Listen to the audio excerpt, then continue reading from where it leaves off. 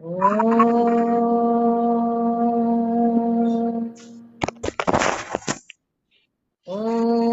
सहना भवतु सहनौ भुनक्तु सह वीर्यं करवावहै तेजस्विनावधीतमस्तु मा विद्विषावहै।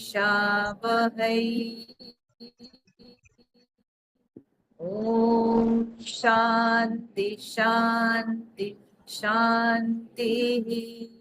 गुरुर्ब्रह्मा गुरुर्विष्णुः गुरुर्देवो महेश्वरः गुरुरेव परं ब्रह्म तस्मै श्री गुरवे नमः। वसुदेवसुतं देवं कंसचाणूरमर्दनं देवकी परमानन्दं कृष्णं वन्दे जगद्गुरुं कृष्णं वन्दे जगद्गुरुम्।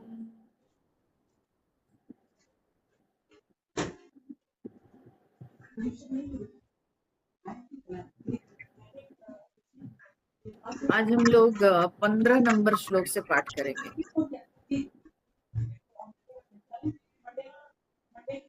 श्लोक नंबर 15 दूसरे अध्याय श्लोक नंबर 15 से। ओम श्री परमात्मने नमः। अथ द्वितीयोऽध्यायः। श्री भगवानुवाच यं हि न व्यथयन्ते ते पुरुषं पुरुषर्षभ समदुःखसुखं धीरं सोमृतत्वाय कल्पते नासतो विद्यते भावः नाभावो विद्यते सतः उभयोरपि दृष्टोऽन्तः त्वनयोस्तत्त्वदर्शिभिः अविनाशि तु तद्विद्धि येन सर्वमिदं ततं विनाशमव्ययस्यास्य न कश्चित् कर्तुमर्हति। अन्तमन्त इमे देहाः नित्यस्योक्ता शरीरिणः अनाशिनो प्रमेयस्य तस्माद्युध्यस्व भारत। य एनं वेत्ति हन्तारम् यश्चैनं मन्यते हतम् उभौ तौ न विजानीतः नायं हन्ति न हन्यते न जायते म्रियते वा कदाचित् नायं हत्वा भविता वा न भूयः अजो नित्यः शाश्वतोऽयं पुराणः न हन्यते हन्यमाने शरीरे वेदाविनाशिनं नित्यं य एनमजमव्ययम् कथं स पुरुषः पार्थ कं घातयति हन्तिकम् वासांसि जीर्णानि यथा विहाय नवानि गृह्णाति नरोपराणि तथा शरीराणि विहाय जीर्णानि अन्यानि संयाति नवानि देहि नैनं छिन्दन्ति शस्त्राणि नैनं दहति पावकः न चैनं क्लेदयन्त्यापः न शोषयति मारुतः अच्छेद्योऽयमदाह्योऽयम् अक्लेद्यो शोष्य एव च नित्य सर्वगतस्थाणुः अचलोऽयं सनातनः अव्यक्तोऽयमचिन्त्योऽयम् अविकार्योऽयमुच्यते तस्मादेवं विदित्वैनं नानुशोचितुमर्हसि अथ चैनं नित्यजातं नित्यं वा मन्यसे मृतम् तथापि त्वं महाबाहो नैवं शोचितुमर्हसि जातस्य हि ध्रुवो मृत्युः ध्रुवं जन्म मृतस्य च तस्मादपरिहार्येथे न त्वं शोचितुमर्हसि अव्यक्तादीनि भूतानि व्यक्तमध्यानि भारत अव्यक्तनिधनान्येव तत्र का परिदेवना आश्चर्यवत् पश्यति कश्चिदेनम् आश्चर्यवद् वदति तथैव चान्यः आश्चर्यवच्चैनमन्यः शृणोति श्रुत्वाप्येनं वेद न चैव कश्चित् देहि नित्यमवध्योऽयं देहे सर्वस्य भारत तस्मात् सर्वाणि भूतानि न त्वं शोचितुमर्हसि। तो भगवान श्री कृष्ण ने एक बहुत बड़ा महत्व का विषय अर्जुन से कहा। ये सारी जो प्राणी सब हैं ये सब पहले अव्यक्त थे और बाद में अव्यक्त बन जाते हैं, केवल बीच में वे व्यक्त रूप से दिखाई पड़ते हैं। जैसे स्वप्न हम लोग देखते हैं, स्वप्न में पहले हम जो सब चीजें स्वप्न में देखते हैं वे सब तो नहीं थे, तो कहां से पहले नहीं थे और कहां से आ जाते पता नहीं, और फिर कहां गायब हो जाते ये भी पता नहीं चलता। ठीक है, तो पहले थे नहीं और कहां से आ जाते हैं और फिर कहां गायब हो जाते हैं, बहुत आश्चर्य लगता है। ठीक है, लेकिन हम स्वप्न देखते हैं। ठीक है, स्वप्न प्रकट होता है और फिर गायब हो जाता है। सवेरे होते ही जब हम जागृत होते हैं तो स्वप्न गायब हो जाता है। ठीक है, हम लोग रेल यात्रा करते समय हमारे जो को पैसेंजर्स होते हैं हमारे साथ बैठते हैं, गपशप हो जाता है, कभी कभी झगड़ा भी हो जाता है, ईर्ष्या भी हो जाती है। कितनी देर की यात्रा है उसमें सारे भाव दिखाई पड़ जाते हैं। ठीक है, तो वे पहले नहीं थे, कहीं कोई स्टेशन में वे उठते हैं और फिर कुछ देर के लिए यात्रा करते हैं और फिर कुछ समय के पश्चात वे निकल जाते हैं। ठीक है, तो बहुत आश्चर्य लगता है कि ये देखते हुए भी, ये समझते हुए भी ये पहले नहीं थे और कोई एक स्टेशन आएगा उतर जाएंगे, लेकिन फिर भी हम लोग उतने कम समय में सारे इमोशंस प्रकट कर देते हैं। ठीक है, झगड़ा लड़ाई भी हो जाती है, क्रोध आ जाता है, ईर्ष्या हो जाती है ना, प्रेम भी हो जाता है, बड़ी अच्छी बातचीत हम लोग कर लेते हैं, घर जैसे सारे घर की बातें सब करने लग जाते हैं, सब कुछ।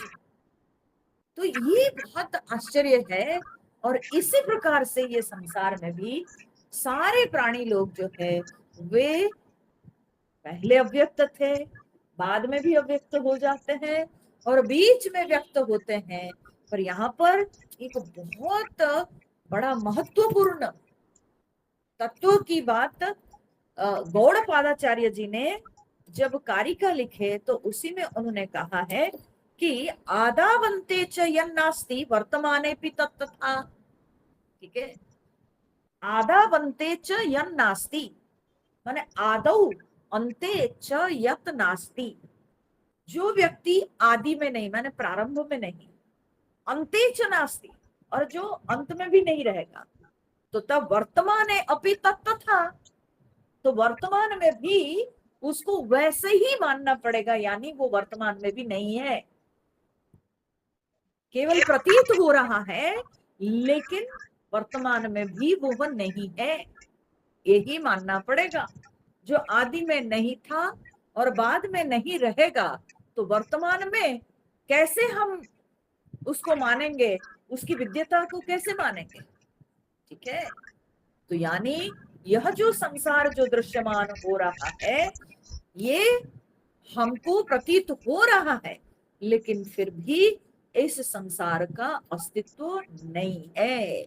जैसे रज्जू में सर्प, सर्प का दर्शन होता है लेकिन सर्प नहीं है, वैसे ही संसार का दर्शन होता है, ये संसार भी उस रज्जू में सर्प की भांति ये दृश्यमान होता है, लेकिन यह नहीं है, क्योंकि ये पहले नहीं था और बाद में भी नहीं रहता है, तो इसलिए वर्तमान में भी इसके अस्तित्व को नहीं स्वीकारना चाहिए।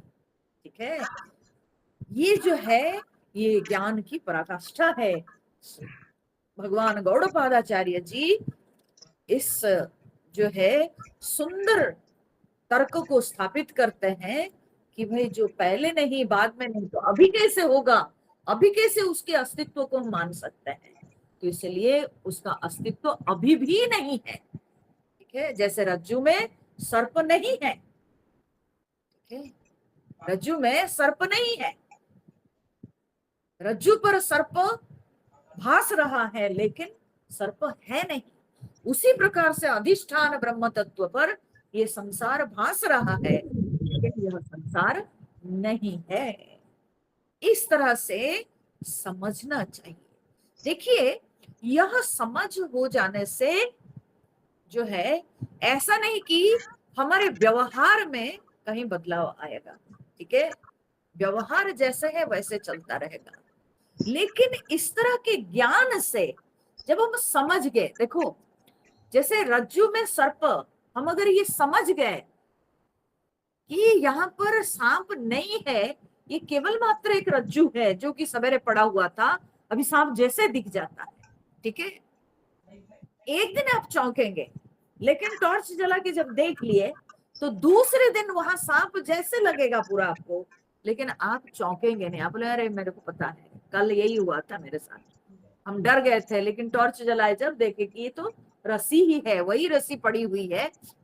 कोई अगर हमारे साथ हो तो हम उसको बोलते देखो ये बिल्कुल सांप जैसे दिखता है कि नहीं, कोई डरेगा कि नहीं? वो भी बोलता हाँ बिल्कुल एकदम लग रहा है सांप जैसे। बोले ये सांप है ही नहीं। ठीक है, तो ये क्या हुआ, इसका अर्थ यही हुआ कि यद्यपि हमको पता हो गया, लेकिन फिर भी अंधेरे में वो लगेगा, वैसे लगने का वो लगेगा। ठीक है, जैसे जब बहुत गर्मी के दिनों में बहुत जब एकदम रास्ता गर्म हो जाता है, तो दूर से आपको लगता है जैसे रास्ते के ऊपर पानी जमा हुआ है। ठीक है, तो जब वो गर्म ताप उठता है तो ऐसे लगता है जैसे कि पानी जमा हुआ है आगे, जैसे पानी है। ठीक है, लेकिन पानी तो है नहीं, और ये नित्य प्रतिदिन हम लोग देखते हैं, ये घटना नित्य प्रतिदिन हमको प्रतीत होती है। लेकिन जब ज्ञान हो जाता है तो हम उससे प्रभावित नहीं होते हैं। क्या वो दिखता नहीं? दिखता है, वो दिखता है। मैं वही गाड़ी चला के जाता हूँ और वही रास्ते पर जो है मेरे को दिखाई पड़ता है वो पानी, लेकिन फिर भी मैं उससे प्रभावित नहीं होता। उसी प्रकार से ये संसार है, हमारा जैसे व्यवहार चलता है वैसे चलेगा, लेकिन जब हमारा ज्ञान हो जाता है तो हम प्रभावित नहीं होते। ठीक है, कोई आया कोई गया, कुछ हो रहा है कुछ जा रहा है, उससे हम प्रभावित नहीं होंगे। क्यों? क्योंकि ये तो मिथ्या है, मालूम है। जब कुछ है ही नहीं, कुछ सच्चाई ही नहीं है, तो फिर क्यों उसको इंपॉर्टेंस देंगे? ठीक है, यही होता है महात्माओं के साथ, क्योंकि ये जो ज्ञान का बल मिल जाता है, इसके चलते they never get affected by any change in any circumstance. वे कभी अफेक्टेड नहीं होते हैं। कहां से ये बल मिलता है?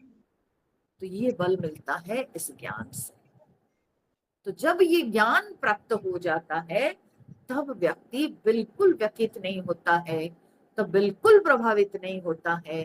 व्यवहार भले वैसा रहेगा लेकिन व्यक्ति प्रभावित नहीं होता।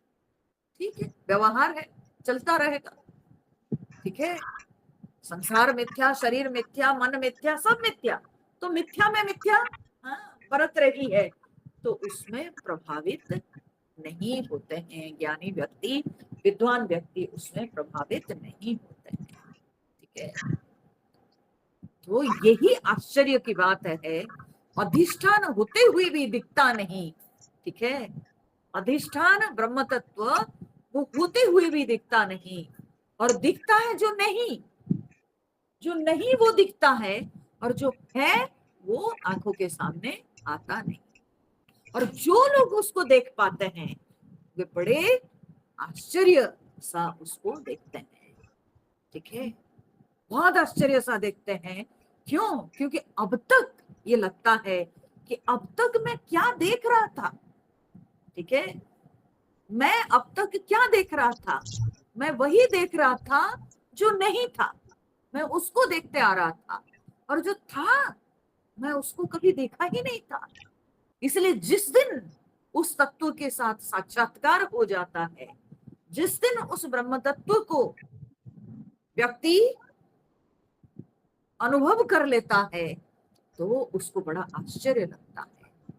तो यहाँ पर ये जो आश्चर्यवत शब्द का प्रयोग हुआ है बड़े बहुत सुंदर है कि इस श्लोक में कर्ता के लिए, ठीक है, कर्ता माने जो आत्म तत्व का दर्शन करता है, जो आत्म तत्व के बारे में बोलता है, जो आत्म तत्व को सुनता है, ठीक है, उसके लिए भी आश्चर्यवत लगेगा। और वो जो देखता, सुनता, बोलता उसके कर्म के लिए भी आश्चर्यवत लगेगा। और जिसको देखता, सुनता, बोलता जिस तत्व को, उसके लिए भी आश्चर्यवत लगेगा। कर्ता भी आश्चर्यवत, कर्म भी आश्चर्यवत, और जो तत्व है उसको भी, उसके लिए भी आश्चर्यवत लगेगा। ठीक है ना? जो कहने वाला, आप सोच लीजिए, जो कहने वाला, जो बोलने वाला, जो सुनने वाला, जो देखने वाला, तो वो भी आश्चर्यवत, वो आश्चर्य के जैसे हैं। क्यों? क्योंकि जो चीज को देखना असंभव है, जिस चीज को सुनना असंभव है, उसको वो सुन रहा है, देख रहा है। ये नहीं क्या देखने वाला आश्चर्य? हाँ, इसलिए उपनिषद कहती है कि इसके वक्ता भी बड़ा कुशल है, देखने वाला भी, इसका दृष्टा भी बड़ा कुशल है। क्यों? क्योंकि आंखों से हमको जो दिखते हैं वे सब वस्तुएं परिवर्तनशील है, विनाशशील है, विकार युक्त वस्तुएं, जड़ तत्व। इसको हम आंखों से देखते हैं, कानों से सुनते हैं, मुख से बोलते हैं, उन सब के बारे में।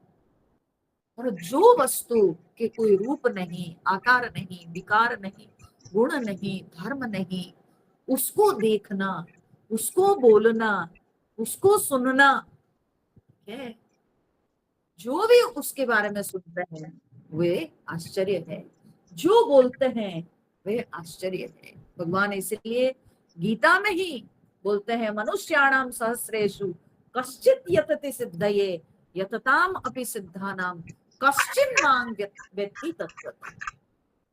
ऐसे हजारों मनुष्यों में कोई कोई कोशिश करते हैं, और ऐसे हजारों कोशिश करने वालों में कोई कोई इसको माम तत्वतः व्यक्ति, मुझे तत्व रूप से जानते हैं। क्योंकि संसार में अधिकतर लोग भगवान को रूपतया जानते हैं। कोई रूपतया जानता है, कोई नामतया जानता है। ठीक है, लेकिन तत्व रूप से संसार में बहुत कम लोग परमात्मा को पहचानते हैं। तो इसलिए जो भी परमात्मा को तत्व रूप से जान रहा है वो आश्चर्य ही है, और जो उस तत्व रूप को व्यक्त कर रहा है शब्द से वो भी बड़ा कुशली वक्ता है, बहुत आश्चर्य है। ठीक है, और जो उसको देखता है वो भी बड़ा कुशली है, क्योंकि आंखों के सामने तो रूप आते हैं, आंखों के सामने जड़ पदार्थ आते हैं, लेकिन उस परमात्मा तत्व को देखने वाला बड़ा कुशली है। इसलिए वक्ता भी कुशली, श्रोता भी कुशली, और जो है दृष्टा भी कुशली। तो इसलिए भगवान कहते हैं आश्चर्यवत पश्यति कश्चित् एनम् आश्चर्यवत वदति तथा एव च अन्यः आश्चर्यवत चैनम् अन्यः शृणोति। ठीक है, और देखना, सुनना, बोलना, यह क्रियाएं भी आश्चर्य है ना। उपनिषद कहती है यत मनसा न मनुते। हाँ? तो जो मन से मनन नहीं किया जा सकता है, जो वाणी से न अभ्युदितम, जो वाणी से भी प्रकाशित नहीं किया जा सकता है, तो सोचिए। तो इसलिए देखना, सुनना, ये क्रियाएं भी तो आश्चर्य कि कैसे, फिर कैसे ही संभव होता है। हा? तो इसलिए आश्चर्य, तो कर्म भी आश्चर्य, हा? करने वाला भी वो भी आश्चर्य, और अधिष्ठान तत्व जो है, जो ब्रह्म तत्व, वो तो है ही आश्चर्य। ठीक है, वो तो है ही आश्चर्य। इसलिए आश्चर्य शब्द जो है तीनों के लिए प्रयोग होता है। ठीक है, आश्चर्यवत पश्यति कश्चित, कश्चित माने कोई, कोई कोई के लिए, कोई कोई माने जो करता हुए। ठीक है, जो बोलने वाला, जो सुनने वाला, जो देखने वाला। ठीक है, तो उस कश्चित के लिए आश्चर्यवत लगेगा। और पश्यति, वदति, शृणोति, इस क्रिया के लिए भी आश्चर्यवत लगेगा। और फिर एनम आश्चर्यवत, एनम माने इसे, इसे माने किसे ना, आत्म तत्व को कश्चित आश्चर्यवत पश्यति, कोई इस आश्चर्यवत, आश्चर्य जैसा इस आत्मा को कोई कोई देखता है, सुनता है। ठीक है, तो आत्मा के लिए भी आश्चर्यवत, आत्मा भी जो है ये भी आश्चर्य चीज है। ठीक है, तो इसलिए आश्चर्यवत एनम, आश्चर्य सा यह ब्रह्म तत्व है, जिसको कोई कोई देखते हैं, कोई कोई सुनते हैं, कोई कोई इसको जो है बोलते हैं। ठीक है, तो ये, लेकिन इसमें एक बात है कि कश्चित शब्द जो है यह भी बड़ा महत्वपूर्ण है। कश्चित, कोई कोई, कोई कोई का मतलब क्या होता है? कोई कोई का अर्थ है कि सर्वः न पश्यति। ठीक है, सब नहीं देखते हैं, कोई कोई कश्चित पश्यति, कश्चित वदति, कश्चित शृणोति, कोई कोई देखते हैं, कोई कोई सुनते हैं, कोई कोई बोलते हैं। इसको सब नहीं देख पाते हैं, सब नहीं सुन पाते हैं, सब नहीं बोल पाते हैं। समझ रहे हैं? तो इसलिए कश्चित शब्द का भी यहाँ पर बड़ा महत्व है, माने कोई कोई, अर्थात विरला वो व्यक्ति जो कि इस तत्व के ऊपर बोलते हैं, विरले वो लोग होते हैं जो इस तत्व के बारे में सुनना चाहते हैं, विरले वो लोग होते हैं जो इस तत्व का दर्शन कर पाते हैं। ठीक है, तो इसीलिए ये कश्चित, या जिनको कहा जाता अन्य है, और कोई कोई, तो ये सब के सब जो है बड़े विरले होते हैं, तभी कहा जाता है कि कोई कोई, हाँ, यानी सब नहीं। जगत में बहुत लोग होते हैं, लेकिन इस संसार में कितने लोगों के अंदर यह भावना है, कितने लोगों के अंदर यह संस्कार है, कितने लोगों के अंदर यह वासना है, शास्त्र वासना, शास्त्र को अध्ययन करना, शास्त्र को समझना, शास्त्र का श्रवण करना, आध्यात्मिक पथ पर चलना। ऐसे कितनों के अंदर ऐसी वासना है, ऐसा संस्कार है। तो इसलिए कोई कोई यानी बहुत कम लोग, विरले लोग ऐसे होते हैं संसार में। अब सोचिए कि भगवान श्री कृष्ण उस समय जब बोले हैं तब इस कश्चित शब्द का प्रयोग किए हैं, तो वर्तमान में कितना और डिटेरियोरेशन हो गया होगा, इसी से आप अनुमान लगा सकते हैं। ठीक है, जब तब भगवान बोले हैं कि संसार में कोई कोई इसके बारे में बोलता है, कोई कोई सुनता है, कोई कोई देखता है, तो आज क्या माने इसमें हुआ होगा, आप सोच लीजिए। मात्रा में कितनी कमी हो गई होगी, संख्या में कितनी कमी हो गई होगी, तो इसी से आप अनुमान लगा सकते हैं। कोई कोई तो कौन है वो जो कोई भी है, तो वो कौन है? हा?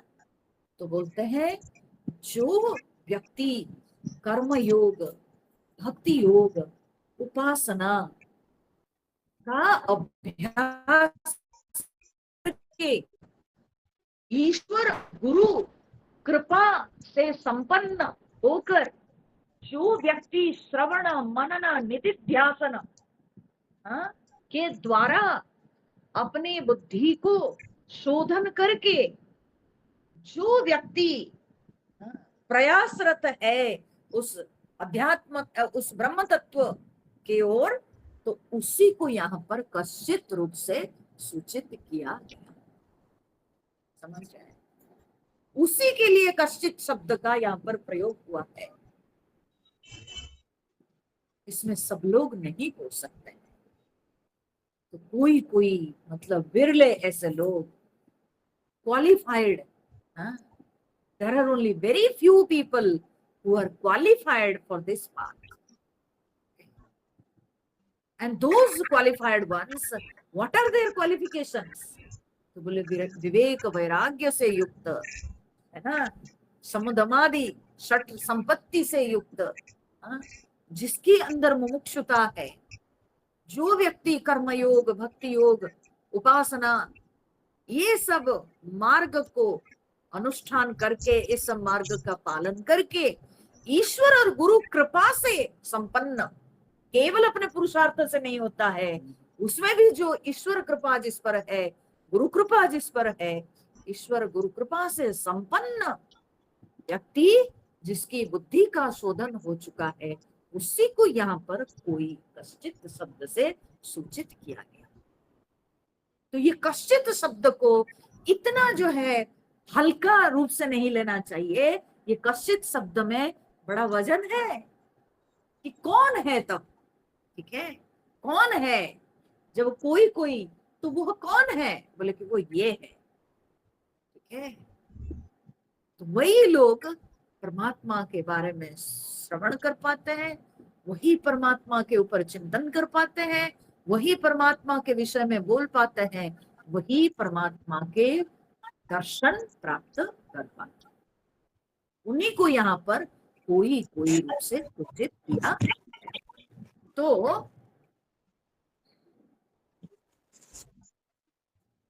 तो इस तरह से भगवान जो है यह श्लोक में ये सब कर्ता कर्म तत्व को आश्चर्य बताते हुए भगवान अब ये जो शोक नहीं करना चाहिए, क्यों नहीं करना चाहिए, उसके तर्क सब भगवान अब तक देते आए कि आत्मा विनाशी है, देह हमेशा विनाशशील है। इन विषयों को अब बताते समझाते हुए अब भगवान उसको, इस प्रसंग को समाप्त कर रहे हैं। तो नेक्स्ट श्लोक में भगवान समाप्त करते हुए कहते हैं कि अर्जुन, देहि नित्यम अवध्यः अयम देहे सर्वस्य भारत तस्मात् सर्वाणि भूतानि न त्वं शोचितुम अर्हसि। बोले देहि नित्यम अवध्यः अयम। ठीक है, देह अयम देहे सर्वस्य। हाँ, तो कहते हैं कि अयम देही नित्यम अवध्य, यह देही नित्य अवध्य है, माने हमेशा के लिए। It is not just for tomorrow, today और tomorrow, rather it is for all. ठीक है, तो बोलते हैं कि यह हमेशा के लिए देही अवध्य है, यानी देही को कोई भी वध नहीं कर सकता है, कोई भी नहीं मार सकता है। ठीक है, देही का विनाश नहीं हो सकता है, देही की मृत्यु नहीं होती है, देही का वध कभी नहीं हो सकता है, किसी से भी उसका वध नहीं हो सकता है। और ये देही कहाँ रहता है? ना सर्वस्य देहे, सबके देह में यह देही हमेशा अवध्य है, सबके देह में। ठीक है, तो सबके देह में देही जो है वो अवध्य है। ऐसा नहीं कि केवल अर्जुन के अंदर, देह के अंदर के देही अवध्य है, या कृष्ण के देह के अंदर के देही अवध्य है। बोले नहीं, सर्वस्य देहे देही नित्यम अवध्य, सबके देह में जो देही है वो हमेशा अवध्य है, उसको नहीं मारा जा सकता है, क्योंकि उसका कोई आकार नहीं है, उसका कोई विकार नहीं है, उसका कोई गुण नहीं, कोई धर्म नहीं, और फिर वो कारण का भी कारण है। ठीक है, कारण का भी कारण है। जैसे कभी कभी क्या हो जाता है ना, कोई कोई वस्तु पदार्थ के कारण को अगर हम विड्रॉ कर लेंगे, उसका कारण का अगर नष्ट हो जाएगा, तो वो वस्तु, वो पदार्थ, ठीक है, वो चीज खत्म हो जाएगी। जिस कारण को लेकर के वो वस्तु बनी है, उसका कारण अगर हट जाएगा तो फिर वो वस्तु नहीं रह जाएगी। ठीक है, भगवान शंकराचार्य जी भजगोविंदम में कहते हैं, शुष्के नीरे कह कासारः, शुष्के नीरे, नीर मतलब जल, जल के सूख जाने पर कह कासारः, फिर तालाब कहाँ? जब तक जल है तब जलाशय कहेंगे, जल नहीं रहेगा तो उसको जलाशय हम नहीं कहेंगे। जब तक जल है तब तक तालाब है, जल नहीं तो तालाब नहीं, तो तालाब का कारण है जल। तो हम जल को अगर हटा देंगे तो तालाब कहाँ रहेगा? सुवर्ण से अलंकार को हटा देने से अलंकार कैसे रहेगा? तो इसलिए कारण को हटा देने से कार्य नहीं रहेगा। ठीक है, या कारण का क्षय हो जाने से कार्य नहीं रहेगा। ठीक है, ऐसे होता है। लेकिन देही जो है वो सब कारणों का भी कारण है, सर्व कारण है, उसका कोई कारण नहीं है। तो इसीलिए भगवान यहाँ पर कहते हैं, देही नित्यम अवध्य अयम, देही हमेशा, आत्मा हमेशा अवध्य है, सर्वस्य देह, सबके देह में जो देही आत्मा है वो अवध्य है, उसका वध कदापि नहीं हो सकता है, क्योंकि उसका कोई कारण नहीं कि जिसको हटा देंगे तो उसका नाश हो जाएगा। वो तो सब कारण का कारण है। ठीक है, मान लो कि कभी कभी आश्रय को हटा देने से भी जो है वस्तु का नाश हो जाता है। आश्रय को हटा देने से, मान लो इस टेबल पर अगर एक मिट्टी की हांडी रखी हुई, तो टेबल उसका आश्रय है। अगर हम टेबल को खींच लेंगे तो मिट्टी की हांडी जो है गिर के चूर हो जाएगी। तो आश्रय को हटा लेंगे तो वस्तु का नाश भी हो जाता है। ठीक है, तो उसी प्रकार से यहाँ पर आत्मा के साथ नहीं होता है, क्योंकि आत्मा का कोई आश्रय नहीं, वो सबका आश्रय है। ठीक है, तो कभी कभी कारण के नाश होने पर कार्य का नाश हो जाता है, आश्रय के नाश होने पर वस्तु का नाश हो जाता है, लेकिन आत्मा जो है, आत्मा वो सबका आश्रय है, वो सब कारणों का कारण है, इसीलिए आत्मा हमेशा अवध्य है। ठीक है, समझ में आया? फिर देह जो है, कई सारे तर्क है इसमें। देह वो अवयव युक्त है, अवयव युक्त है। अवयव युक्त माने इसके सब जो है अलग अलग लिम्स है सब। ठीक है। जैसे गाड़ी है, अलग अलग कल पुर्जों से बना हुआ है ना। अगर उसके कल पुर्जों को हम निकाल देंगे, स्टीयरिंग हटा देंगे, है ना, इंजन को हटा देंगे, डोर्स को हटा देंगे, तो गाड़ी रहेगी क्या? नहीं रहेगी। तो जो वस्तु अवयवों से युक्त होते हैं, ठीक है, अलग अलग एसेसरीज या लिम्स से जो एसोसिएट होकर के जो वस्तु बनी रहती है, तो अगर उन सारे एसेसरीज को हम हटा देंगे तो वो वस्तु नहीं रहती है। पर आत्मा उस तरह से अवयव युक्त नहीं है, ठीक है। आत्मा का ना हाथ है, ना पैर है, ना आंख है, ना नाक है, ना सिर है ना। शरीर का क्या है? हाथ, पैर, सिर, आंख, कान, नाक सब है। अगर ये सबको हम अलग अलग कर देंगे तो शरीर नहीं रहेगा, ठीक है। तो जो वस्तु अवयव से युक्त होती है, उसके अवयव को हटा देने से वो वस्तु नहीं रहती है। लेकिन आत्मा अवयव युक्त नहीं है, तो इसीलिए आत्मा अवध्य है, आत्मा को वध नहीं किया जा सकता। भाई ये शरीर के हाथ को काट दो, पैर को काट दो, सबको अगर अवयव को काट दोगे तो तब फिर ये शरीर तो खत्म हो जाएगा ना, ठीक है। लेकिन आत्मा का ऐसे अवयव नहीं है, इसलिए इसको नहीं नष्ट किया जा सकता। अवध्यः अयम्। तो देहि नित्यम अवध्यः अयम्, देहे सर्वस्य भारत, तस्मात् सर्वाणि भूतानि न त्वं शोचितुम् अर्हसि। तस्मात् इसलिए, सर्वाणि भूतानि न त्वं शोचितुम् अर्हसि, इसलिए सारे प्राणियों के लिए अर्जुन तुम शोक करने के योग्य नहीं हो, ठीक है। क्यों सारे प्राणियों के लिए शोक करोगे? क्योंकि किसी की आत्मा मर नहीं रही है, ठीक है। किसी की आत्मा मरती नहीं है, मरेगी नहीं, तो इसलिए तुम शोक किसके लिए करोगे? क्यों करोगे? तो शोक करना नहीं चाहिए। अब ये बात को देखो, आप भगवान यहाँ संबोधन करते हुए अर्जुन को भारत नाम से संबोधन करते हैं। ये भारत, दो अर्थ है भारत के। एक होता है भरतवंशी होने के कारण, ठीक है। इससे क्या होती है ना, इससे अर्जुन की आनुवंशिकता, हाँ, वो सूचित होती है। आनुवंशिक शुद्धि, भरत वंश में तुम पैदा हुए हो अर्जुन, कोई छोटे मोटे वंश में नहीं पैदा हुए हो।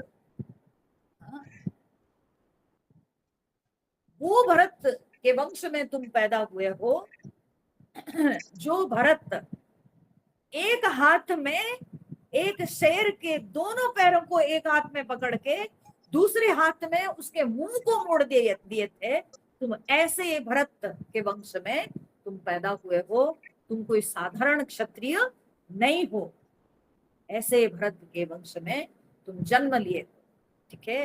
ये जो आनुवंशिकता, आनुवंशिक शुद्धि कितना महत्वपूर्ण है शास्त्र में, इसका एक बहुत सुंदर दृष्टांत आता है कि एक बार एक शेरनी जो है, एक श्रुगाल, श्रुगाल क्या बोलते हैं उसको? सियार, ठीक है। तो हाँ, तो सियार जो है, सियार के बच्चा, हाँ, वो कहीं से उसको मिली, शेरनी को दया आ गई और शेरनी उसको पालने लगी, ठीक है। और एक बार क्या हुआ कि शेरनी के और जो दूसरे सब बच्चे थे, ठीक है, उनके साथ ये सियार का बच्चा भी खेल रहा था, और खेलते खेलते एक हाथी आ गया, ठीक है। और जब हाथी आ गया तो तब ये शेर के बच्चे जो थे उस हाथी पर चढ़ गए, चढ़ करके उसको जो है काटने लगे, नोचने लगे ऐसे।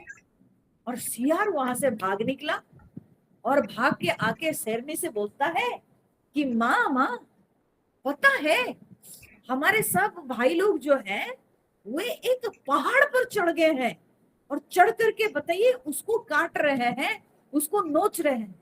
हाँ? तब शेरनी हंस करके बोलती है कि ये जो तुम बोल रहे हो ये तुम अपने जन्म के अनुकूल ही बता रहे हो, तुम्हारे लिए अनुचित नहीं ये बोलना, क्योंकि तुम जिस कुल के हो उस कुल में कोई किसी को मारता नहीं, ठीक है। तुम जिस कुल में पैदा हुए हो उस कुल में इस तरह से जो है राजा के जैसे किसी को मारता नहीं। वे तो शेर के बच्चे हैं, तो इसलिए वे डरते नहीं, निडर होकर के आक्रमण करते हैं। लेकिन तुम जिस कुल में पैदा हुए हो वो तुम्हारा स्वभाव नहीं है। तो आनुवंशिकता जो है ये बहुत बड़ी चीज है, और आनुवंशिक शुद्धि ये जो है बड़ा महत्वपूर्ण है व्यक्ति के जीवन में। तो इसलिए उसको सूचित करते हुए भगवान यहाँ पर अर्जुन को भारत नाम से संबोधन कर रहे हैं। अर्जुन, तुम जिस वंश में जन्म लिए हो उस वंश में एक से एक राजा महाराजा लोग आए जो कि प्रसिद्धि लाभ किए अपने कर्मों से, अपने कर्तव्य कर्मों को सुचारू रूप से पालन करके वे लोग प्रसिद्धि लाभ किए, और आज तुम अपने कर्तव्य से चूक रहे हो। याद करो तुम्हारे पूर्वजों को, याद करो तुम किस वंश में पैदा हुए हो। इसलिए भगवान अर्जुन को भारत नाम से यहाँ पर संबोधन कर। दूसरा भारत शब्द का अर्थ होता है कि भा माने प्रतिभा, ठीक है। तो जो प्रतिभा में रत है, जिसके अंदर बहुत क्रिएटिव एनर्जी है, ठीक है, बहुत क्रिएटिविटी है, जो व्यक्ति प्रतिभावान है हर परिस्थिति के लिए उसके पास वैसी बुद्धि है, वैसी अक्ल है कि कैसे उस परिस्थिति से पार होना, उस परिस्थिति का सामना करते हुए किस तरह से उस परिस्थिति से माने पार होना है, इस बात को तुम समझते हो अर्जुन। तुम्हारे अंदर ऐसी प्रतिभा है, तो कहाँ गई तुम्हारी प्रतिभा? तो भारत, इसलिए भगवान अर्जुन को भारत नाम से संबोधन करते हैं कि तुम्हारे अंदर वो प्रतिभा है, तुम लड़ सकते हो और लड़ाई करके अपना बचाव कर सकते हो। तुम इतने प्रतिभावान हो तो आज क्यों डर रहे हो, आज क्यों घबरा रहे हो? तो ये शब्द के द्वारा, इस संबोधन के द्वारा भगवान असलियत चलते हैं कि नहीं।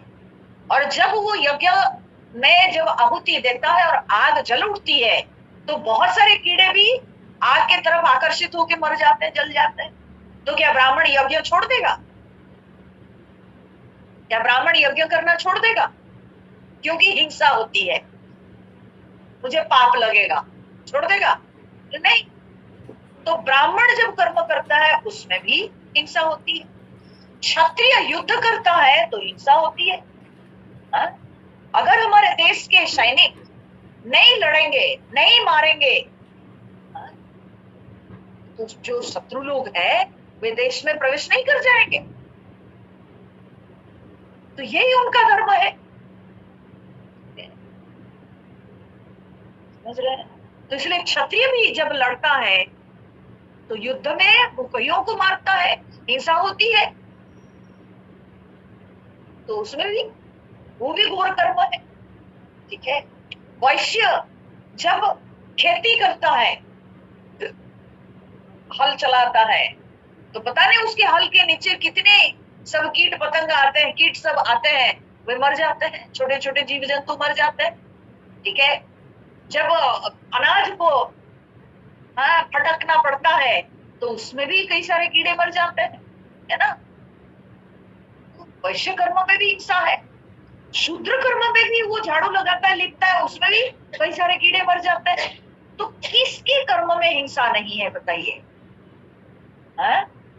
आप हिंसा देख करके सोचोगे कि कर्म नहीं करेंगे, हम अपना कर्तव्य छोड़ देंगे क्योंकि इसमें हिंसा होती है। बोले हिंसा तो सब में है, हिंसा किसमें नहीं?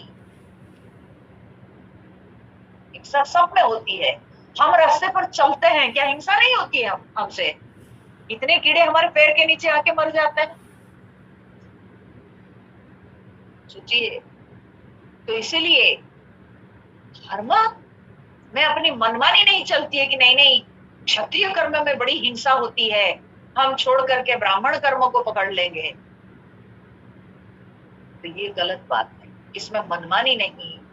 वो शास्त्र एक वेद्य विषय है, जो शास्त्र ने बताया है केवल जो है शास्त्र के अनुसार हमको चलना चाहिए और हमको अपने जो है शास्त्र अनुरूप कार्य करना चाहिए। ठीक है, तो इसीलिए इसमें मनमानी नहीं चलता है। जो कर्तव्य है, जो दायित्व है, उसको उसी के अनुसार जो क्षेत्र में हम हैं, जो कर्म को हम धारण किए हैं, हम स्वीकार किए हैं, उसको पूरी तरह से अंत तक पहुंचाना, ये हमारा है, ये हमारी नीति। ठीक है, यही कर्तव्य है। तो इसी को स्वधर्म कहा जाता है। तो भगवान कहते हैं स्वधर्मम अपि च अवेक्ष्य न विकम्पितुम अर्हसि। स्वधर्म को भी देखकर तुमको तुम्हारे अंदर कंपन नहीं होना चाहिए, तुमको कांपना नहीं चाहिए। ठीक है, कांपना नहीं चाहिए। देखिए, जो लोगों को अभ्यास नहीं रहता है ना, तो वे लोग थरथराते हैं कोई भी चीज में, कोई भी कर्म में, जिसका अभ्यास नहीं रहता है। पर अर्जुन के साथ वो प्रॉब्लम तो है नहीं, बहुत अभ्यास किया है, बहुत युद्धाभ्यास किया है। तो अब जब इतने युद्धाभ्यास किया है, अब इस युद्ध में क्यों वो कांप रहा? ये नहीं होना चाहिए। अब यहाँ पर एक प्रश्न उठता है कि ये धर्म कहने से क्या है? धर्म का तात्पर्य क्या? यह समझना बहुत आवश्यक है, क्योंकि वर्तमान के समय में हम धर्म जो समझते हैं, ठीक है, हम कहीं ना कहीं डिरेल हो गए। ठीक है, कहीं ना कहीं हम धर्म को मिस इंटरप्रेट करने लगे। तो धर्म की क्या परिभाषा दी गई है हमारे शास्त्र में, विशेष करके महाभारत में तो बार बार आया। ठीक है, अनेकों बार महाभारत में ये धर्म की परिभाषा दी गई। तो धर्म को क्या कहा गया है? व्यासदेव जी ने महाभारत में लिखे, बोले कि धारणात् धर्म इति आहुः धर्मो धारयते प्रजाः यस्यात् धारण संयुक्तः सः धर्म इति निश्चय। धारणात् धर्म इति आहुः, धर्म धारयते प्रजा। तो बोलते हैं कि धर्म धारणात् धर्म, धारणात् धारण करना। ठीक है, जो प्रजा को धारण करता है उसको धर्म कहते हैं। ठीक है, जो प्रजा को धारण करता है, संगठित करके रखा है, जो बांध के रखा है, उसको धर्म कहते हैं। धर्म उसको नहीं कहेंगे जिससे प्रजा बिखर जाते हैं, जिससे प्रजा नष्ट हो जाते हैं, जिससे प्रजा असंगठित हो जाते हैं, उसको धर्म नहीं कहेंगे। ठीक है, सब अगर अपने अपने कर्तव्य को महत्व देंगे, ये मेरा दायित्व है, ये मेरा कर्तव्य है, सब अगर अपने अपने कर्तव्यों को महत्व देंगे, तो फिर कभी प्रजा बिखरेगी नहीं। हर कोई अपने अपने कर्तव्य कर्म में व्यस्त रहकर अपने लक्ष्य तक पहुंचेंगे। ठीक है, हम कर्तव्य की अवहेला करते हैं, तभी हम टूटते बिखरते हैं। ठीक है, जब कर्तव्य ही श्रेष्ठ है, जब कर्तव्य का महत्व है, तो उसमें वैमनस्य भाव क्यों? जिसका जो कर्तव्य वो कर रहा है, उसमें बड़ा छोटा कहां से आया?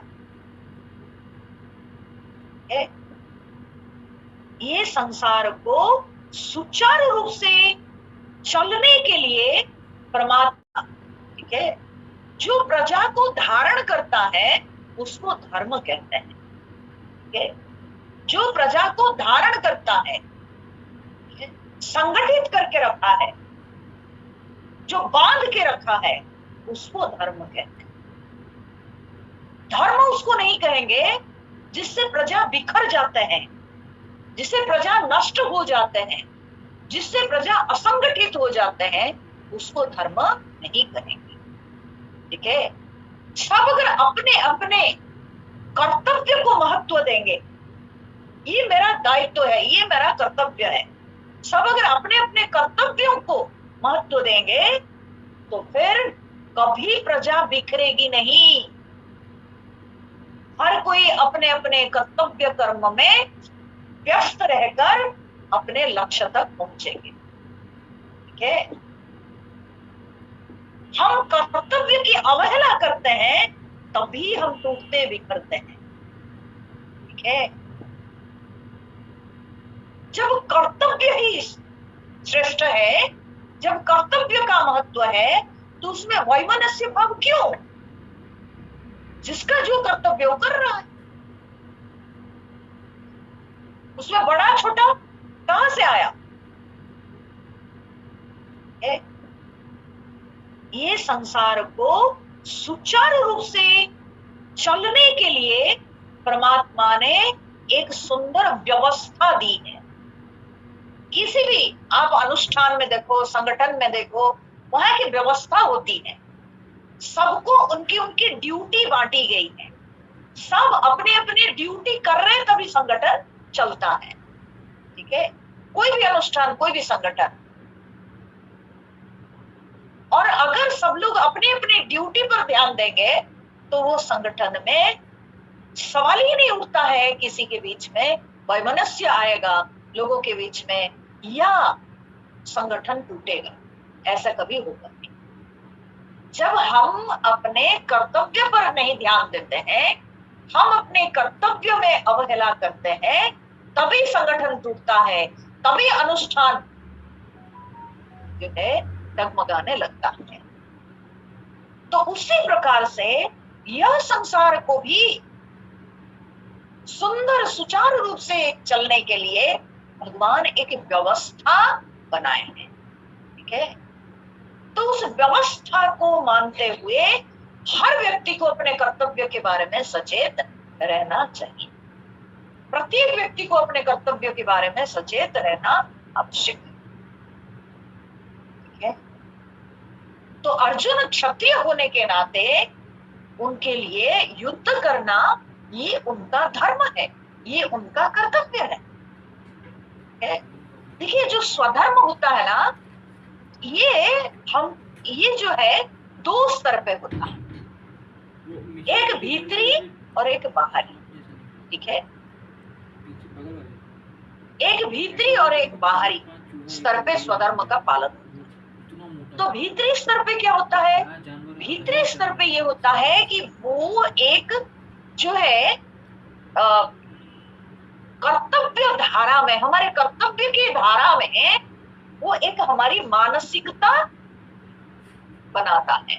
ठीक है, एक हमारी मानसिकता उसमें बनती है, मुझे यही करना है, यही मेरा क्षेत्र है, हमारी मानसिकता बनती। ठीक है, और हम जितना अधिक करते जाते हैं उतनी उतनी हमारी मानसिकता दृढ़ होती जाती है। ठीक है, मानसिकता भी दृढ़ होती जाती है और उसमें एक्सपर्टीज आती है, और उस कर्म को करते हुए धीरे धीरे हमारे अंदर तृप्ति भी आती है। ठीक है, तो ये हमारी मानसिकता वो जो है दृढ़ करती है। ये भीतरी चीज, स्वधर्म के जो भीतरी स्तर है। बाहरी स्तर क्या है? बाहरी स्तर ये है कि वो हमको, हमारा स्वधर्म जो है हमको एक नियम नीति की ओर हमको प्रेरित करता है। बाहरी स्तर पे वो हमको नीति नियमों की ओर प्रेरित करता है कि स्वधर्म कहने से मेरा स्वधर्म इन नियमों से बंधा है। ठीक है, हमारे लिए यही नीति, यही नियम है, तो हमको वो कुछ नीति नियमों में बांधता है।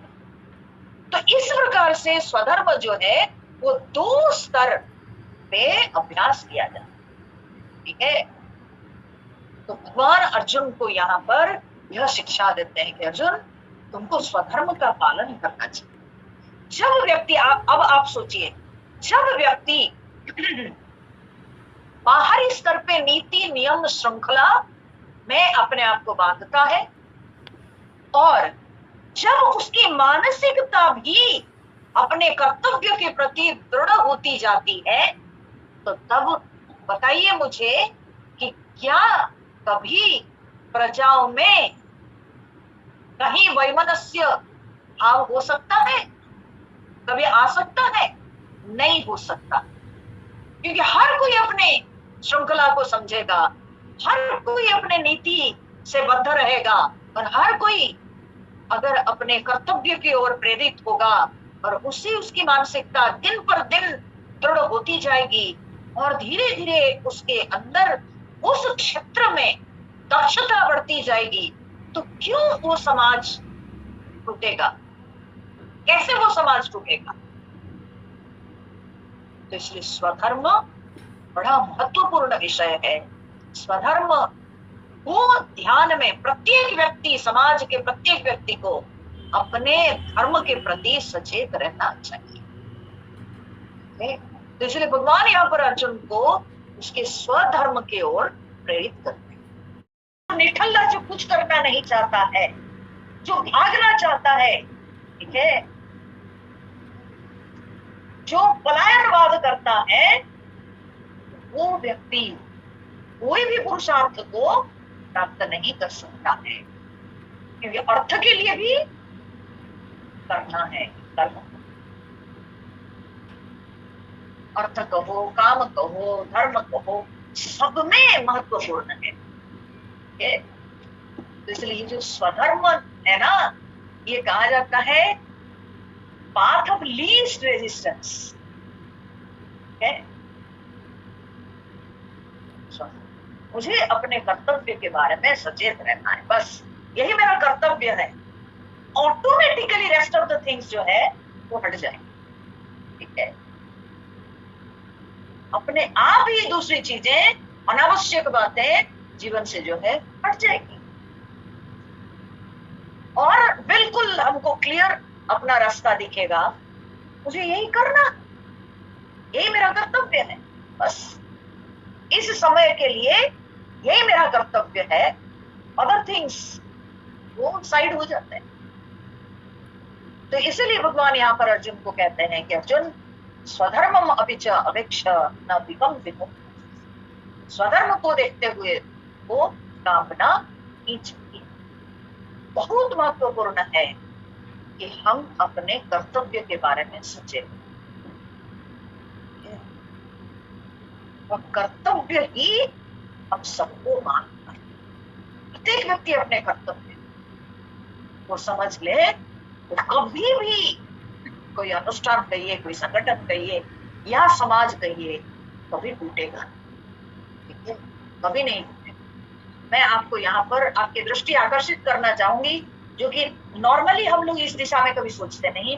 हम लोग कुछ और सोचते हैं, भावुक होके, थोड़ी भावना से बह करके सोचते हैं। महाभारत में हम लोग देखते हैं, देखिए धृतराष्ट्र अंधे थे और गांधारी का जब विवाह हो गया धृतराष्ट्र के साथ, तो गांधारी जब देखी कि धृतराष्ट्र अंधे है, जन्मांध है, देख नहीं पाते हैं, तो गांधारी को लगा कि मैं पत्नी हूं, तो मैं क्यों भोग करूं, विषयों को भोग करूं, तो वो भी आंख में पट्टी बांधी। और हम लोग क्या कहते हैं, इसकी वाहवाही करते हैं, है ना। हम लोग कहते हैं अरे वाह, गांधारी कितना बड़ा त्याग की, है ना, कितना बड़ा त्याग। लेकिन मैं इसको दूसरे रूप से बता रही हूँ, आप समझ लो, सुन लो। क्यों गांधारी आंख में पट्टी बांधी? मैं कह रही हूं कि गांधारी क्यों पट्टी बांधी, क्यों नहीं बांधती? वो अगर ये सोचती कि मेरे पति अंधे हैं, वे चल नहीं पाते हैं, वे रास्ता नहीं देख पाते हैं, मैं उनको रास्ता दिखाऊंगी, मैं उनके पथ प्रदर्शक बनूंगी, मैं उनको रास्ता दिखाऊंगी, तो मैं क्यों आंख में पट्टी बांधूं, बल्कि मैं उनके सहायक बनूं। ये सोच करके वो अगर पट्टी नहीं बांधती परमात्मा जब उनको ये शक्ति दिए थे तो क्यों पट्टी बांधी?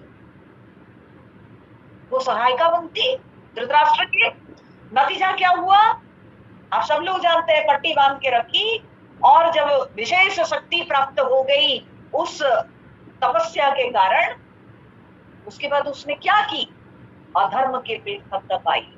उनको पता था कि दुर्योधन अधर्म में है, दुर्योधन अधर्म करता है, लेकिन फिर भी भावना से प्रेरित होकर के उसने कहा कि बेटा तुम अगर अकेले में नग्न होकर के आ जाओगी और मैं ये आंख की पट्टी खोलूंगी, मेरे आंख में शक्ति है, तेज है, मेरी आंख की दृष्टि अगर तुम्हारे शरीर पर पड़ जाएगी तो तुम्हारा शरीर लोहा के समान हो जाएगा।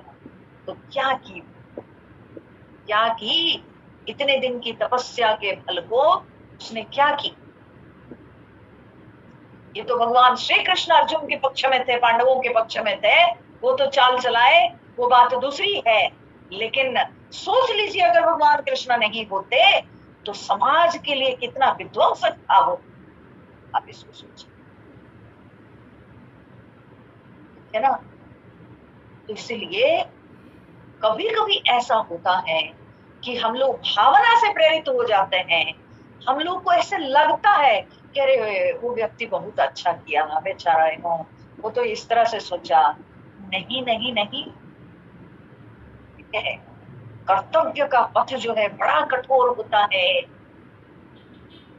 बहुत कठिन मार्ग है, देखने में जो है बहुत खराब लगता है, लेकिन उसका अंतिम परिणाम हमेशा अच्छा ही होता।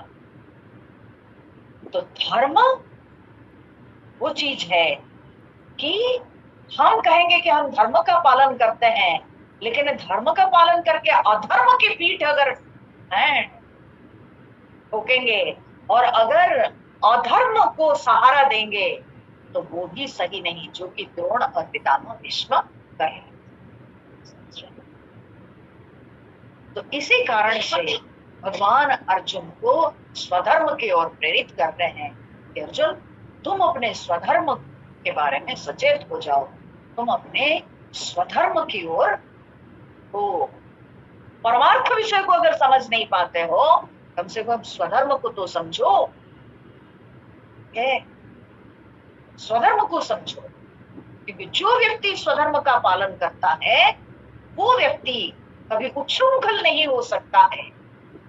इसीलिए जब 4 पुरुषार्थ की बात कही गई है हमारे शास्त्र में, तो अर्थ काम धर्म दिया, और वो धर्म जो है ना वो इन दोनों के साथ जाता, अर्थ के साथ भी धर्म चलता है और काम के साथ भी धर्म चलता है। और तभी जा करके जब अर्थ धर्म के साथ उपार्जन किया जाता है, काम भी जब धर्म के साथ किया जाता है, वो कुछ और। तो धर्म, प्रत्येक पदार्थ में धर्म उसका होता है, उसके प्रॉपर्टीज। तो वो प्रॉपर्टीज को अगर हम हटा देंगे तो धर्मी नहीं रहेगी, है ना। सो धर्म धर्मी के स्वरूप को सुरक्षित रखता है। तो क्षत्रिय का लड़ना ये उसका धर्म है। अगर हम उसका धर्म को हटा देंगे तो वो कैसा क्षत्रिय, वो कैसा क्षत्रिय, समझ रहे हैं। इसलिए धर्म कितना महत्वपूर्ण है।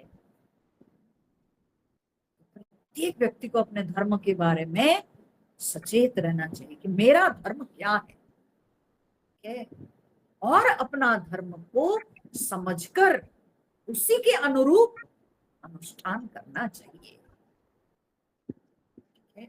तो इसलिए भगवान अर्जुन को कहते हैं स्वधर्मम अपि च अवेक्ष न विकम्पितुम अर्हसि, धर्म्यात् ही युद्धात् श्रेयः अन्यत् क्षत्रियस्य न विद्यते। धर्म युद्ध को छोड़कर क्षत्रिय के लिए और कोई कल्याणकारी संसार में मार्ग है ही नहीं। ठीक है, ये देखिए अर्जुन के लिए या पांडवों के लिए ये धर्म युद्ध है, ये धर्म युद्ध है। पांडव लोग चाहते थोड़ी थे युद्ध करना, पांडव लोग नहीं चाहते थे, ये तो उनके पास पहुंचा है। हाँ? दुर्योधन माना नहीं, छल किया, कपट किया। तो अब पांडवों का ये कर्तव्य है कि ये छल कपट माया, ये अधर्म को नष्ट करें, समाज में धर्म को प्रतिष्ठित करें। ठीक है, ये उनके स्वार्थ की बात नहीं है, ये पांडवों के स्वार्थ की बात नहीं है। समाज जो है बड़ा, उस समय में दुर्योधन के समय में समाज जो है पूरी तरह से डगमगाने लगा था, समाज में हलचल आ गई थी। तो इसलिए यहाँ पर पांडव लोग अपने स्वार्थ के लिए नहीं लड़ रहे हैं, भगवान उनको स्वार्थ दृष्टि नहीं दे रहे हैं कि अर्जुन तुम 5 गांव के लिए लड़ो, कभी ये बात नहीं बोल रहे हैं। ठीक है, ये तो धर्म के लिए लड़ना है, ये धर्म युद्ध है, धर्म की प्रतिष्ठा के लिए। समाज में अब अधर्म बढ़ गया है, तो तुमको धर्म की प्रतिष्ठा के लिए लड़ना है। ठीक है, ये धर्म युद्ध है। पांडव लोग नहीं चाहे थे, लेकिन ये युद्ध आ पहुंचा है, परिस्थिति ऐसी बनती चली गई, ये युद्ध आ पहुंचा है, तो इसीलिए पांडवों के लिए ये धर्म युद्ध है। ठीक है, व्यक्ति के जीवन से अगर धर्म चला जाए तो वो तो पशु तुल्य हो जाएगा, है ना। खाना पीना, घूमना, सोना, बच्चा पैदा करना, ये सब तो पशु भी करते हैं, है ना, ये पशु भी करते हैं। केवल धर्म ही मनुष्य को पशु से अलग करता है, एकमात्र धर्म ही मनुष्य को पशु से अलग करता है। नहीं तो और सब चीज, जितने भी जो कुछ भी हम करते हैं वो पशु भी करते हैं। इसलिए अगर कोई व्यक्ति धर्म को भूल जाता है तो उसमें पाशविकता आ जाती है, धर्म को भूल जाता है तो पाशविकता आ जाती है, उसके अंदर सारी और जो भी दिखते हैं सारे एनिमलिस्टिक बिहेवियर दिखाई पड़ते हैं। भोग करना चाहेगा, मनमानी करेगा, ये सब तो क्या है, ये पशु भी करते हैं। इसलिए भगवान कहते हैं अर्जुन, ये धर्म युद्ध है, और इस धर्म युद्ध को समझकर उनको लड़ना चाहिए, क्योंकि क्षत्रिय के लिए इससे कल्याणकारी और कुछ नहीं। और ये जो युद्ध है, भगवान अब अर्जुन को थोड़ी और सामाजिकता, समाज में क्या, अगर अर्जुन नहीं लड़ते हैं तो समाज में क्या बात फैल जाएगी, कैसे अर्जुन के लिए समाज में रहना कठिन हो जाएगा, भगवान उस विषय के बारे में अर्जुन को सचेत कर रहे हैं, बल्कि यहाँ पर अर्जुन को चेतावनी दे रहे हैं एक प्रकार से। ठीक है, तो क्या कहते हैं, यदृच्छया चोपपन्नम स्वर्गद्वारमपावृतम सुखिनः क्षत्रिया पार्थ लभन्ते युद्धमीदृशम् अथ चेत्त्वमिमं धर्म्यं संग्रामं न करिष्यसि ततः स्वधर्मं कीर्तिं च हित्वा पापमवाप्स्यसि। भगवान कहते हैं यदृच्छया, अपने आप, यदृच्छया माने ईश्वर की इच्छा से, अपने आप, च उपपन्नम, और ये जो युद्ध, ये धर्म युद्ध क्यों, क्योंकि ये ईश्वर की इच्छा से अपने आप तुमको प्राप्त हुआ है। ठीक है, और स्वर्ग द्वारम अपावृतम, अपावृतम माने खुले, ये जो है बोलते हैं भगवान कि ये खुले स्वर्ग द्वार के ईदृशम माने समान, खुले स्वर्ग द्वार की तरह अपने आप ही ये युद्ध तुम लोगों को प्राप्त हुआ है। ठीक है, तो सुखिना क्षत्रिया पार्थ लभन्ते ईदृशम युद्धम, ऐसे युद्ध को भाग्यवान क्षत्रिय ही प्राप्त करते हैं। सुखिना क्षत्रिया, सुखी ना, यहाँ पर सुखी क्षत्रिय माने भाग्यवान। जो भाग्यवान क्षत्रिय होते हैं उनको ऐसा युद्ध प्राप्त होता है। ये सबके भाग्य में नहीं होता है, अपने आप ये युद्ध आया है, तुम लोगों को तुम्हारे नसीब से ये मिला है। तो ऐसा युद्ध सबको प्राप्त नहीं होता है। तो अगर तुम नहीं लड़ोगे जो युद्ध तुमको हरी इच्छा से, ईश्वर की इच्छा से अपने आप तुमको प्राप्त हुआ है, जो तुम्हारे लिए खुले स्वर्ग द्वार के समान है, सीधा तुम अपने कर्तव्य करोगे और कर्तव्य करके तुमको जो है स्वर्ग प्राप्त होगा। अगर तुम नहीं करोगे तो भगवान चेतावनी देते हैं, अथचित त्वम इमं धर्म्यम संग्रामम न करिष्यसि। अगर तुम इस धर्म युक्त संग्राम को नहीं करोगे, धर्म्यम संग्रामम न करिष्यसि, अगर तुम ये धर्म युद्ध को नहीं करोगे, या नहीं लड़ोगे इसमें, ततः तब स्वधर्मम कीर्तिं च हित्वा पापम अवाप्स्यसि, तब तुम अपने स्वधर्म और कीर्ति दोनों को खो, एक अपने कर्तव्य को खोया, ठीक है, तुम लड़ोगे नहीं यानी तुम क्षत्रिय का कर्तव्य नहीं पालन किया, तो कर्तव्य को खोया, और दूसरा उसके बाद तुम कीर्ति खो गए, तुम्हारी कोई इसमें जो है तुमको कोई सुनाम नहीं मिलेगा, तुमको कोई बहुत अच्छा जो है तुम्हारा नाम प्रसिद्धि तुम्हारी नहीं होगी, तो तुम कीर्ति खो गए। कीर्तिम च हित्वा, तो कर्तव्य खोकर, कीर्ति को खोकर, पापम अवाप्स्यसि, और फिर पाप लाभ करोगे। जो पाप का भय अर्जुन के मन में है कि मैं मारूंगा तो पाप लगेगा, भगवान बोले नहीं मारोगे तो पाप लगेगा। समझ रहे हैं? अब एकदम भगवान डायरेक्ट सेंटेंस में बोल दिए, बोले अर्जुन तुम कहते हो कि द्रोण और पितामह भीष्म को मार के मैं पाप भोगूंगा, लेकिन ये समझ लो कि